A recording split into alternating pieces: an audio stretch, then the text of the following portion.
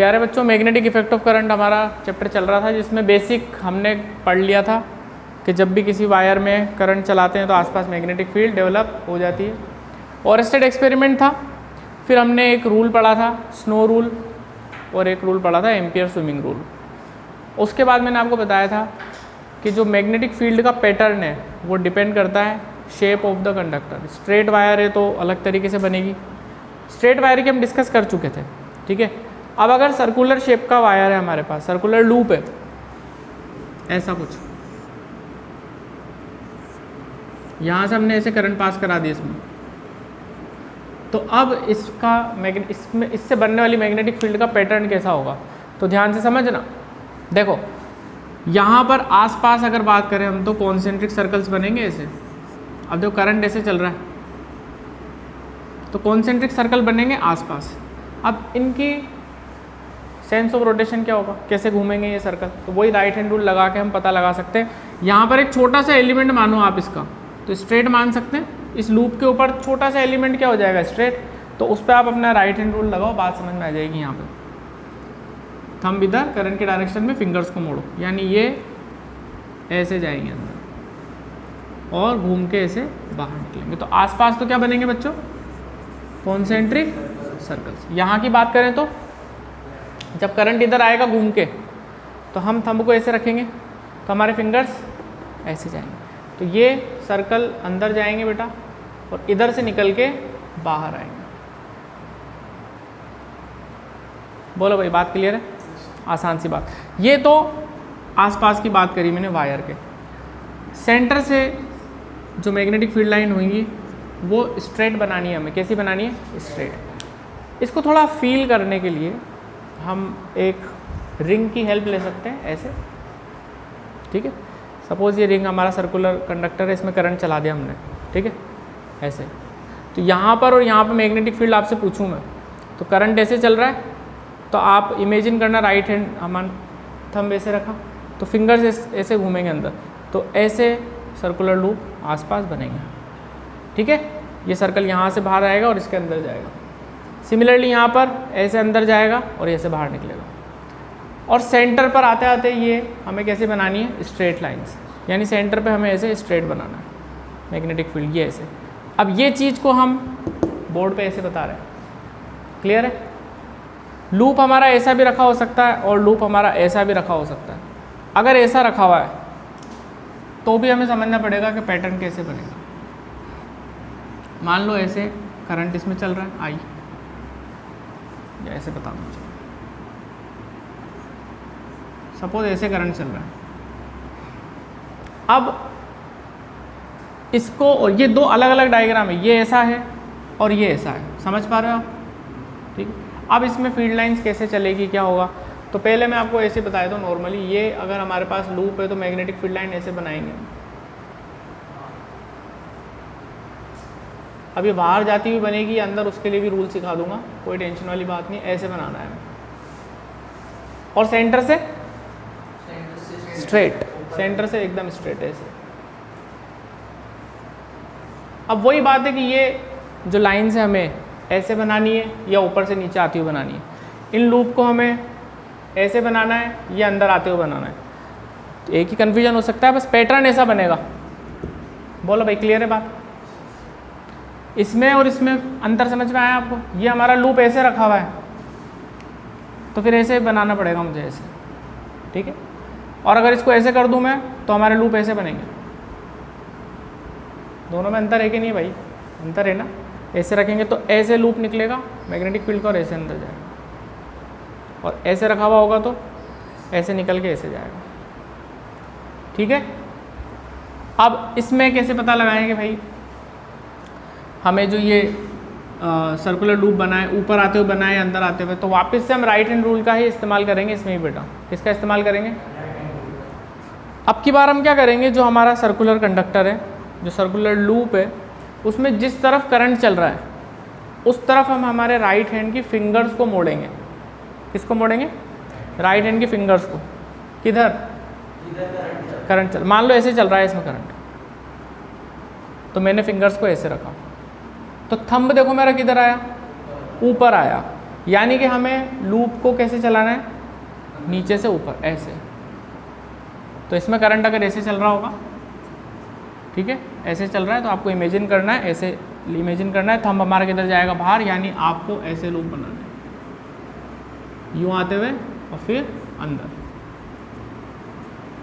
ये एरो बाहर की तरफ आएगा, ये ऐसे निकलते हुए बाहर की तरफ, और इसमें वापस अंदर। बोलो बच्चों, बात क्लियर हुई है? तो 10th वाली बात है, आपको 10th क्लास में पढ़ी होगी आप सभी ने, 10th क्लास में आता है ये। हालांकि वैसे तो पता होता ही है, बट फिर भी एक बार बता ही दूं, क्योंकि आगे चैप्टर में थोड़ी सी दिक्कत आ सकती है, वरना अगर आपको पैटर्न बनाना नहीं आया तो। अंडरस्टूड? स्ट्रेट वायर फिर से एक बार और देख लें आगे बढ़ने से पहले, क्योंकि अब चैप्टर थोड़ा सा टफ हो जाएगा। ये 10th का बेसिक था। स्ट्रेट कंडक्टर है हमारे पास, करंट चला दिया I, तो मैग्नेटिक फील्ड बनेगी ऐसे। लूप की डायरेक्शन पता लगाने के लिए हम राइट हैंड रूल का इस्तेमाल करेंगे। राइट हैंड के थंब को हम करंट की डायरेक्शन में रखेंगे और फिंगर्स को कर्ल करेंगे, तो ऐसे जाएगी, ठीक है, इधर से निकल के बाहर, ठीक। सर्कुलर लूप है और इसमें करंट मान लो ऐसे चल रहा है, तो हम इसको थोड़ा सा बाहर निकाल के इमेजिन करेंगे, ऐसे चल रहा है करंट, तो हमने फिंगर्स ऐसे रखी तो थंब इधर, यानी हमारे पास ऐसा पैटर्न बनने वाला है।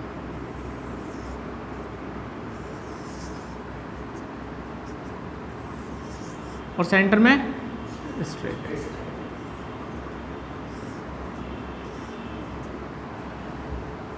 ओके, आगे बढ़ाएं कहानी, और पैटर्न पे बात करेंगे आगे जब अपन को ज़रूरत लगेगी, बट हाल फिलहाल अपन ने इंट्रोडक्शन तो ले लिया इस चैप्टर का। अब मेन टॉपिक पे आते हैं अपन। मेन टॉपिक क्या है, देखो। अच्छा, एक चीज़ और बता दूं छोटी सी, वो भी लगे हाथ अपन कवर कर ही लेते हैं। देखो, मैग्नेटिक फील्ड को रिप्रेजेंट करने का तरीका, अगर मुझे इस वाइट बोर्ड पे मैग्नेटिक फील्ड को शो करना है, यूनिफॉर्म मैग्नेटिक फील्ड को, तो मैं ऐसे एरो बना दूंगा। जैसे हम इलेक्ट्रिक फील्ड को करते थे, वैसे रिप्रेजेंट किसको कर सकते हैं, मैग्नेटिक फील्ड को। ये मैंने यूनिफॉर्म मैग्नेटिक फील्ड बनाई इस वाइट बोर्ड के ऊपर, इस प्लेन पे। अब मान लो मैं आपको बोल रहा हूँ कि मैग्नेटिक फील्ड आपको ऐसे बनानी है, एरोज इस बोर्ड के अंदर जा रहे हैं, बाहर से यहाँ जा रहे हैं अंदर। मैग्नेटिक फील्ड कुछ ऐसी है कि एरो ऐसे जा रहे हैं अंदर। अब उस चीज़ को आप बोर्ड पे कैसे रिप्रेजेंट करोगे, तो आप समझ गए मेरी बात। मैग्नेटिक फील्ड कैसी है, ऐसे जा रही है अंदर, बोर्ड के अंदर जा रही है। अब उसको बोर्ड पे बनाना है आपको, कि देख के किसी को समझ में आ जाए कि हाँ इस तरीके की मैग्नेटिक फील्ड है, तो उसका रिप्रेजेंटेशन सुन लेना। उसका रिप्रेजेंटेशन हम ऐसे करेंगे क्रॉस से। ये क्रॉस क्या बताएगा बच्चों, अंदर जाती हुई मैग्नेटिक फील्ड, बोर्ड के अंदर जाती हुई magnetic field, inward magnetic field को रिप्रेजेंट करेगा ये। बेसिक बातें हैं, सब ध्यान में रखना, बहुत काम की चीज़ें हैं। ये क्रॉस अगर आपको बने हुए दिख जाए, तो आपको ये मानना है कि जो मैग्नेटिक फील्ड लाइन है वो बाहर से अंदर की तरफ आ रही है ऐसे, ठीक है, बोर्ड के अंदर जा रही है, ठीक है। अच्छा, ऐसा भी तो हो सकता है कि लाइन्स हमारी मैग्नेटिक फील्ड ऐसी हो, यहाँ से निकल के तुम्हारी तरफ आए ऐसे बाहर, तो फिर उसके लिए हम डॉट का इस्तेमाल करते हैं बच्चों। किसका, डॉट का। ऐसे डॉट बनाएंगे, और ये रिप्रेजेंटेशन है किस चीज़ का, आउटवर्ड मैग्नेटिक फील्ड। मतलब आपको ये डायग्राम देख के क्या समझना है, आपको ये डायग्राम देख के ये समझना है कि मैग्नेटिक फील्ड लाइंस इस बोर्ड से निकल के तुम्हारी तरफ आ रही है। पूरा चैप्टर इमेजिनेशन पे है। मेरी बात समझ में आई क्या? ये पूरा चैप्टर आपकी इमेजिनेशन पे डिपेंड करता है कि कितनी स्ट्रॉन्ग है। जैसे मैं पूरी कोशिश कर रहा हूँ, आपको क्या सोचना है, आपको ऐसे इमेजिन करना है कि एरोज यहाँ से निकल के तुम्हारी तरफ आ रहे हैं, और ये क्रॉस का मतलब बाहर से अंदर जा रहे हैं, ठीक है। और बाकी इस प्लेन में अगर मुझे बनाना है तो कोई दिक्कत ही नहीं है, ऐसे बना सकता हूँ, ऐसे बना सकता हूँ, ऐसे बना सकता हूँ। पंगा तो सिर्फ यही था ना कि ऐसे एरोज को कैसे बताएं और बाहर आते हुए कैसे बताएं। बाकी तो चीज़ आसान ही है, बोर्ड पे हम कहीं भी बना सकते हैं डायरेक्शन। ओके, अब उसका भी लॉजिक आपको समझा दूं मैं कि ये ऐसा क्यों बोलते हैं हम कि क्रॉस इसका रिप्रेजेंटेशन है, डॉट इसका। उसके पीछे एक छोटा सा लॉजिक है, समझ लो। देखो मैग्नेटिक फील्ड एक वेक्टर क्वांटिटी है, तो वेक्टर क्वांटिटी किससे रिप्रेजेंट करते हैं? एरो से, ठीक है। अब एरो को अगर आप ध्यान से देखो,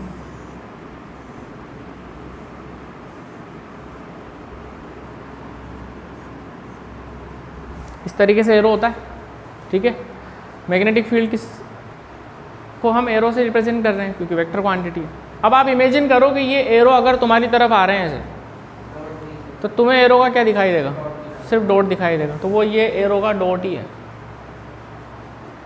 और अगर एरो अंदर की तरफ जा रहे हैं तो टेल दिखाई देगी आपको, तो ये टेल को ही रिप्रेजेंट कर रहा है, समझ लो। बात समझ में ही नहीं है। इसके पीछे भी लॉजिक है भाई, ऐसा क्यों बोल रहे हैं। अगर ये एरो आपकी तरफ आएंगे, इमेजिन करो ना ऐसे तीर आ रहे हैं तुम्हारी तरफ, तो आपको क्या दिखाई देगा? सिर्फ एक पॉइंट दिखाई देगा ना उसका, वो यही है। और एरो अंदर जा रहे हैं तो टेल दिखाई देगी, तो टेल कुछ ऐसी होती है तो उसको पीछे बनाएंगे। ये सिंपल सा लॉजिक था, अंडरस्टूड? ठीक। अच्छा, जैसे इलेक्ट्रिक फील्ड की प्रॉपर्टी याद करो आप थोड़ी बहुत, ऐसे मैग्नेटिक फील्ड की भी प्रॉपर्टी है।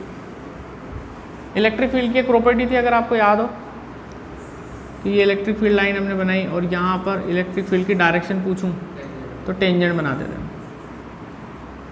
Same property magnetic field line के लिए भी है।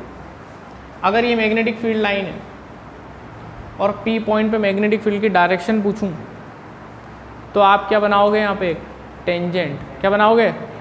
सेम प्रॉपर्टी जो उसकी थी इलेक्ट्रिक फील्ड की, वो इसकी है, ठीक है। अब और समझें चीज़ों को थोड़ा सा। इस पूरे चैप्टर में डायरेक्शन की समझ होना बहुत ज़रूरी है। ये चैप्टर बहुत बच्चों को परेशान करता है। उसकी वजह ये है कि उनको डायरेक्शन की समझ नहीं होती कि मैग्नेटिक फील्ड कहाँ है, कैसे क्या है, किधर डायरेक्शन गई, तो उसमें ही उलझ के रह जाते हैं बस। इसलिए मैं बिल्कुल छोटी छोटी चीज़ें भी कवर करता चल रहा हूँ, ठीक है बच्चों। इस चैप्टर में दो चीज़ें बहुत अच्छे से आनी चाहिए, एक तो डायरेक्शन, एक इमेजिनेशन, और एक चीज़ और वेक्टर्स आने चाहिए आपको। पूरा चैप्टर वेक्टर पे बेस्ड है, ठीक है ना। आ जाओ। अब देखो, ये हमारे पास एक एरो है, सॉरी ये हमारे पास एक स्ट्रेट कंडक्टर है, इसमें हमने आई करंट चला दिया, तो इसकी मैग्नेटिक फील्ड का पैटर्न तो ऐसा बना नहीं बना? ऐसे एरो बनेगा ना, सॉरी ऐसे सर्कल बनेगा। अब मैं आपसे अगर यहाँ पर इस पॉइंट P पर मैग्नेटिक फील्ड की डायरेक्शन पूछ लूँ तो आप क्या करोगे? टेंजेंट बनाओगे। क्या बनाओगे? अच्छा, टेंजेंट बनाओगे तो टेंजेंट किधर जाएगा? अब आप समझ, यही तो बात है, यही बात है। एक बच्चा आओ इधर, आजा बेटा तू, आजा। इसको आपको समझना है, ये चीज़ समझ में आ गई तो बहुत बहुत ईजी हो जाएगा चैप्टर। देखिए रिंग पकड़ दो बेटा, आप समझना बात को, ऐसे पकड़ ले आराम से, कोई दिक्कत नहीं। ये स्ट्रेट वायर है और ये इसकी मैग्नेटिक फील्ड है, ये रिंग पकड़ ले, ठीक है, ऐसे। अब मैंने आपसे यहाँ पूछी डायरेक्शन, इस पॉइंट पे देखो, तो आप क्या करोगे? यहाँ पे टेंजेंट बनाओगे, तो टेंजेंट यहाँ बनेगी तो कैसे जाएगी? अंदर, अंदर जा रही है ना, देखो। हाँ, आई मेरी बात समझ। अभी ऐसे रख, यहाँ पूछता मैं डायरेक्शन आपसे, तो यहाँ पर आप क्या बना दे? टेंजेंट ऐसे, तो क्या, हाँ, तो यहाँ पर मैग्नेटिक फील्ड कैसी है? बाहर आती हुई डॉट, और यहाँ पर अंदर जाती हुई। अच्छा सुनना, यहाँ पूछ लूँ तो ऐसे, ऐसे बनाना लूप हमारा। यहाँ पूछूंगा मैग्नेटिक फील्ड तो आप इधर टेंजेंट बनाओगे तो ऐसा, यहाँ पूछूंगा तो अंदर, इधर पूछूंगा तो इधर, और यहाँ पूछूंगा तो इधर। What the point? यहाँ मैग्नेटिक फील्ड कैसी है? अंदर। अब अंदर मतलब बोर्ड के अंदर जा रहा है वो। यहाँ अब बाहर कैसे बनाऊँ? बना नहीं सकता ना, सोचना पड़ेगा तुम्हें। तो यहाँ मुझे क्या बनाना पड़ेगा? डॉट, और यहाँ क्या बनाना पड़ेगा? कुछ बात समझ में आई कि नहीं आई? अब आपको ये डायरेक्ट याद रखना है, ये स्ट्रेट कंडक्टर है, इसमें करंट पास करा दिया मैंने। यहाँ मैग्नेटिक फील्ड की डायरेक्शन पूछ लूँ ना मैं, तो आंसर क्रॉस, और यहाँ पूछूँ तो डॉट, ए और बी। बोलो बात समझ में आई नहीं? इतनी समझ डायरेक्ट होनी चाहिए कि स्ट्रेट वायर है, यहाँ मैग्नेटिक फील्ड पूछूंगा तो आपको इमेजिन करना है कि ऐसा लूप बना और उस पर एक टेंजेंट डालूंगा तो कहाँ जाएगा? अंदर। और ये लूप घूम के, ये लूप कैसा चल रहा है वो भी समझना है आपको। ये लूप ऐसे जाके बोर्ड के अंदर से होकर बाहर निकल रहा है ऐसे, और यहाँ पूछूंगा मैं तो बाहर, यहाँ पूछूंगा तो इधर, और इसके पीछे पूछूंगा तो इधर। 90% बच्चों को तो यही पता नहीं होता कि किधर कैसे डॉट बना दिया, कैसे क्रॉस बना दिया। क्या आपको थोड़ी बहुत बात समझ में आई? क्या चक्कर है? पक्का? चलो इनसे ही पूछ लेते हैं।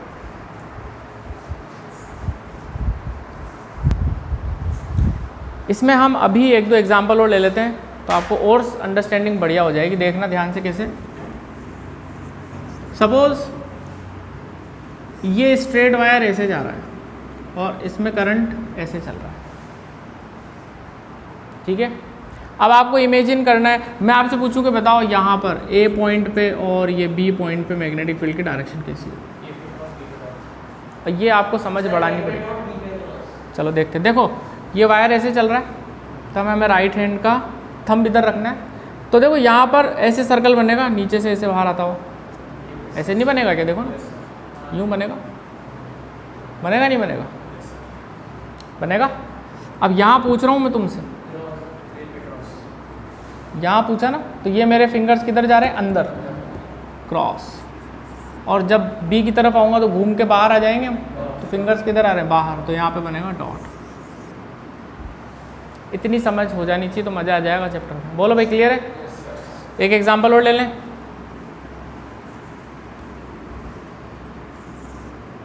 ये स्ट्रेट कट वायर है हमारे पास, ये करंट चल रहा है आई यहाँ पे 2 पॉइंट लिए मैंने, ए और यहाँ लिया बी। बताओ अब। ए पे क्रॉस और बी पे डॉट। शाबाश। देखो ये इधर चल रही है करंट, तो जब मैं ए पे निकालूंगा तो सर्कल तो ऐसे बनेंगे, इमेजिन करना है मुझे। और ए पॉइंट पे जब मैं टेंजेंट डालूंगा तो कहाँ जाएगा? अंदर, तो क्रॉस। इधर क्रॉस तो इधर डॉट, सोचना ही नहीं। आ गई क्या बात समझ? कोई दुख तकलीफ यहाँ तक? पक्का समझ आ गया? चलो ये हमने काफ़ी अच्छी चीज़ सीखी। इस पे न्यूमेरिकल भी आसान लगेंगे और आगे के डेरिवेशन भी आसान लगेंगे। ये चीज़ आना तो बहुत ही ज़रूरी थी, डॉट और क्रॉस। इनसे ही पूछ लेते हैं। बोलो बच्चों, ये अब मैग्नेटिक फील्ड की यूनिट पे बात कर लेते हैं। मैग्नेटिक फील्ड की यूनिट क्या होगी?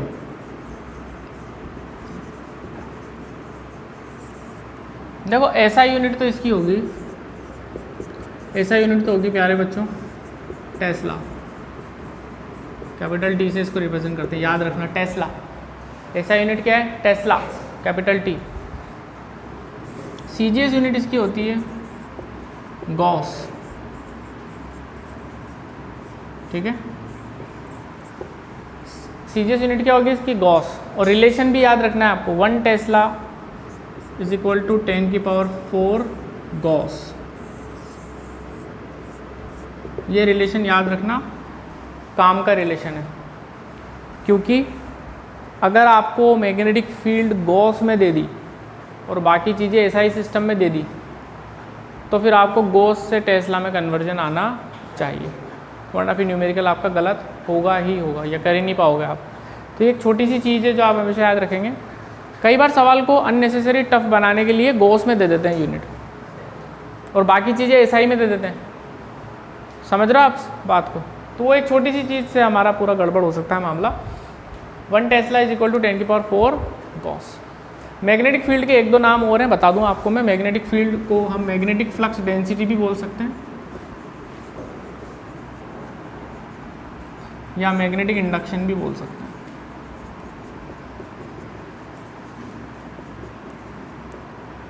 ठीक है, अलग अलग नामों से इसको रिप्रेजेंट किया हुआ होता है, मतलब सबका एक ही होता है। मैग्नेटिक फील्ड को हम रिप्रेजेंट करेंगे बी से, बी वेक्टर। इलेक्ट्रिक फील्ड को ई से करते हैं, मैग्नेटिक फील्ड को किससे रिप्रेजेंट करेंगे? बी से represent, B vector. Vector quantity ठीक है, मैग्नीट्यूड भी है और डायरेक्शन भी है, ठीक है ना, ये याद रही जाएगा।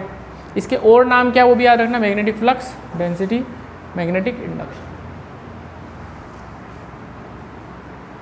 इसकी एसआई यूनिट 1 टेस्ला जो है वो वेबर पर मीटर स्क्वायर भी लिख सकते हैं अपन, WB, weber per metre square, ये भी याद रखना। 1 tesla is equal to 1 weber per metre square. Weber किसकी यूनिट है? मैग्नेटिक फ्लक्स की। किसकी? Magnetic flux. आपको याद है इलेक्ट्रिक फ्लक्स पढ़ा था हमने? इलेक्ट्रिक फ्लक्स क्या था? कितनी फील्ड लाइंस क्रॉस कर रही हैं किसी एरिया को normally, number of field lines crossing या पासिंग थ्रू इन एरिया नॉर्मली। देखो काफ़ी चीज़ें अपन को उससे रिलेट करनी पड़ेगी इसमें, मैं बता रहा हूँ उसको और इसको एक साथ। इलेक्ट्रिक फ्लक्स को हम फाई से रिप्रेजेंट करते थे, याद करो, वो होता था E.S, ठीक है। मैग्नेटिक फ्लक्स क्या होगा? कितनी मैग्नेटिक फील्ड लाइंस क्रॉस कर रही हैं एरिया को नॉर्मली। सेम डेफिनेशन है, इलेक्ट्रिक फील्ड की जगह क्या डालनी है? Magnetic field.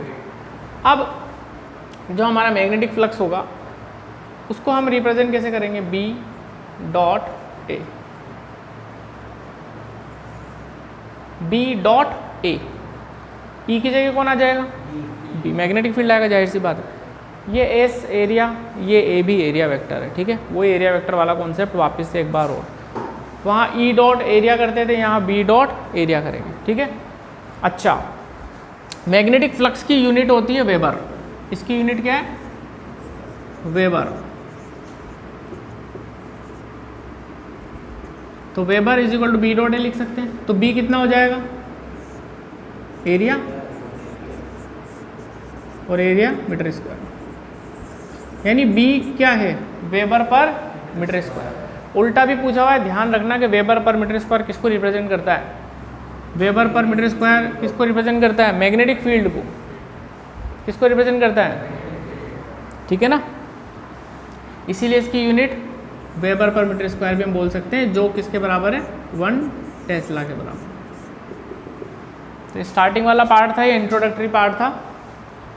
क्या क्या पढ़ा हमने अभी तक वापस सुन लेना एक बार और। ओरेस्टेड एक्सपेरिमेंट क्लियर है, snow rule, ampere swimming rule, उसके बाद स्ट्रेट वायर से कैसे पैटर्न बनेगा, सर्कुलर वायर से कैसा पैटर्न बनेगा, डॉट क्रॉस, सब क्लियर। इसकी यूनिट वगैरह भी क्लियर। सीजीएस यूनिट क्या है? गॉस, 1 टेस्ला बराबर 10⁴ gauss. Magnetic flux B.A, B A cos theta, E की जगह B आ रहा है बस, कोई विशेष बात नहीं। और मैग्नेटिक फ्लक्स की ऐसा यूनिट क्या है? वेबर, ठीक है। इतनी बातें हमें याद रखनी है। मैग्नेटिक फ्लक्स वही है जो इलेक्ट्रिक फ्लक्स था हमारा, बस इलेक्ट्रिक फील्ड को रिप्लेस कर देना है किससे? मैग्नेटिक फील्ड से, ठीक है। ये इसका इंट्रोडक्टरी पार्ट था। बोलो भैया।